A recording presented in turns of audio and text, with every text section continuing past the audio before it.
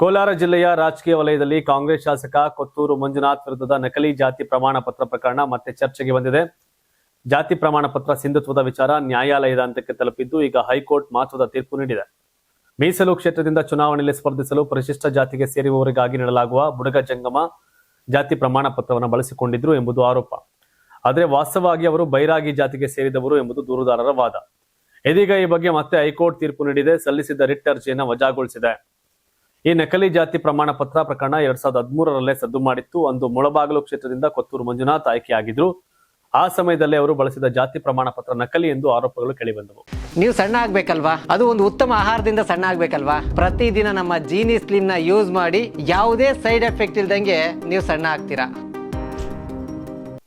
ಬಳಿಕ ಕಾನೂನು ಹೋರಾಟ ಆರಂಭವಾಯಿತು. ಮುನಿ ಅಂಜನಪ್ಪ ಎಂಬುವರು ಜಾತಿ ಪ್ರಮಾಣ ಪತ್ರದ ಸಿಂಧುತ್ವವನ್ನು ಪ್ರಶ್ನಿಸಿ ದೂರು ಸಲ್ಲಿಸಿದ್ರು. 2018ರಲ್ಲಿ ಹೈಕೋರ್ಟ್ ದ್ವಿಸದಸ್ಯ ಪೀಠವು ಮಹತ್ವದ ತೀರ್ಪು ನೀಡಿ ಮಂಜುನಾಥ್ ಅವರು ಬಳಸಿದ ಬುಡಗ ಜಂಗಮ ಜಾತಿ ಪ್ರಮಾಣ ಪತ್ರ ನಕಲಿ ಎಂದು ಹೇಳಿತ್ತು. ಜೊತೆಗೆ ಅವರು ಬುಡಗ ಜಂಗಮ ಜಾತಿಗೆ ಸೇರಿದವರಲ್ಲ ಅಂತ ಸ್ಪಷ್ಟಪಡಿಸಿತ್ತು. ದ್ವಿಸದಸ್ಯ ಪೀಠದ ಈ ತೀರ್ಪಿನ ಆಧಾರದ ಮೇಲೆ ರಾಜ್ಯ ಸರ್ಕಾರದ ಜಾತಿ ಪರಿಶೀಲನಾ ಸಮಿತಿಗೆ ಮಂಜುನಾಥ್ ವಿರುದ್ಧ ಸೂಕ್ತ ಕ್ರಮ ಕೈಗೊಳ್ಳಲು ಹೈಕೋರ್ಟ್ ಸೂಚಿಸಿತ್ತು. ಅಂದ್ರೆ ಜಾತಿ ಪ್ರಮಾಣ ಪತ್ರದ ಸಿಂಧುತ್ವವನ್ನು ಮರುಪರಿಶೀಲಿಸಿ ಕಾನೂನು ಪ್ರಕಾರ ಮುಂದಿನ ಕ್ರಮ ಕೈಗೊಳ್ಳಬೇಕು ಅಂತ ಹೇಳಿತ್ತು. ಆದ್ರೆ ಕೊತ್ತೂರು ಮಂಜುನಾಥ್ ಪರ ವಕೀಲರು ಈ ತೀರ್ಪನ್ನ ಒಪ್ಪದೆ ದ್ವಿಸದಸ್ಯ ಪೀಠದ ಆದೇಶವನ್ನು ಪ್ರಶ್ನಿಸಿ ಮೇಲ್ಮನವಿ ಸಲ್ಲಿಸಿದ್ರು. ತಮ್ಮ ವಾದದಲ್ಲಿ ಬೈರಾಗಿ ಮತ್ತು ಬುಡಗ ಜಂಗಮ ಎರಡೂ ಜಾತಿಗಳು ಒಂದೇ ಸಮುದಾಯದ ಭಾಗವಾಗಿವೆ, ಒಂದೇ ಗುಂಪಿಗೆ ಸೇರಿವೆ ಎಂದು ಮಂಡಿಸಿದ್ರು. ಹೀಗಾಗಿ ಮಂಜುನಾಥ್ ಅವರು ಬುಡಗ ಜಂಗಮ ಜಾತಿ ಪ್ರಮಾಣ ಪತ್ರ ಪಡೆಯುವುದು ತಪ್ಪಲ್ಲ ಎಂಬುದು ಅಭಿಪ್ರಾಯವನ್ನ ನ್ಯಾಯಾಲಯದ ಮುಂದೆ ಇಟ್ಟಿದ್ರು. ಈ ಮೇಲ್ಮನವಿ ರಿಟ್ ಅರ್ಜಿ ರೂಪದಲ್ಲಿ ಹೈಕೋರ್ಟ್ ಏಕಸದಸ್ಯ ಪೀಠದ ಮುಂದೆ ವಿಚಾರಣೆಗೆ ಬಂದಿತ್ತು. ಇದೀಗ ಏಕಸದಸ್ಯ ಪೀಠವು ಎಲ್ಲಾ ದಾಖಲೆಗಳು, ಇಂದಿನ ತೀರ್ಪು ಮತ್ತು ವಾದಗಳನ್ನು ಪರಿಶೀಲಿಸಿ ಕೊನೆಯಲ್ಲಿ ರಿಟ್ ಅರ್ಜಿಯನ್ನು ವಜಾಗೊಳಿಸಿದೆ. ಅಂದ್ರೆ ದ್ವಿಸದಸ್ಯ ಪೀಠ ನೀಡಿದ ತೀರ್ಪನ್ನ ಸರಿ ಎಂದು ಮರುಸ್ಥಾಪಿಸಿದೆ. ಇದರಿಂದ ಬುಡಗ ಜಂಗಮ ಜಾತಿ ಪ್ರಮಾಣ ಪತ್ರ ನಕಲಿ ಎಂಬ ತೀರ್ಪು ಮತ್ತೊಮ್ಮೆ ಬಲ ಪಡೆದುಕೊಂಡಂತಾಗಿದೆ.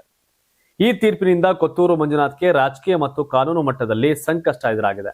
ಮೀಸಲು ಕ್ಷೇತ್ರದಿಂದ ಅವರು ಶಾಸಕರಾಗಿ ಆಯ್ಕೆಯಾಗಿರುವುದೇ ನಕಲಿ ಜಾತಿ ಪ್ರಮಾಣ ಪತ್ರ ಬಳಸಿ ಎಂದು ಆರೋಪ ಈಗ ನ್ಯಾಯಾಲಯದ ತೀರ್ಪಿನಿಂದ ಮತ್ತಷ್ಟು ಬಲ ಪಡೆದಂತಾಗಿದೆ. ಜಾತಿ ಪರಿಶೀಲನಾ ಸಮಿತಿ ಈಗ ಮುಂದಿನ ಕ್ರಮ ಕೈಗೊಳ್ಳಬೇಕಿದೆ.